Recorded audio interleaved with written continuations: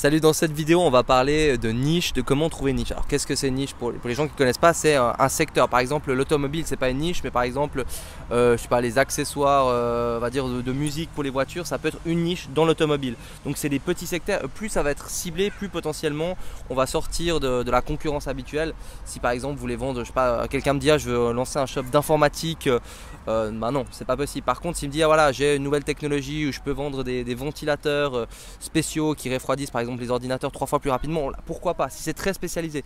Parce que tout ce qui n'est pas spécialisé, vous avez déjà, enfin on va dire les jeux sont faits avec les Amazon, avec tous les gros, que ce soit sur internet ou en offline.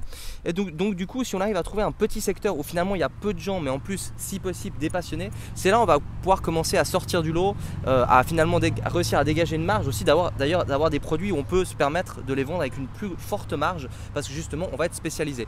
Alors il existe une quantité de techniques pour trouver ce genre de produit. Une des techniques que je fais de temps en temps, en fait, c'est tout simple, c'est que souvent quand j'ai des besoins pour moi-même, je vais chercher un petit peu les meilleurs prix sur internet. Et certaines fois, ça m'arrive peut-être 2-3 fois par année, tout d'un coup je me rends compte que finalement il y a très peu de produits qui sont proposés, en tout cas dans le marché francophone par exemple. Je vous donne l'exemple des prompteurs.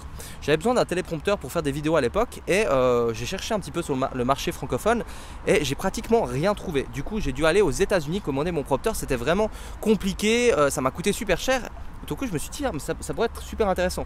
Du coup je regarde, bon, je recherche encore un petit peu, non, ok, il n'y a rien. J'ai pris prompteuripad.com et j'ai contacté une usine en Chine.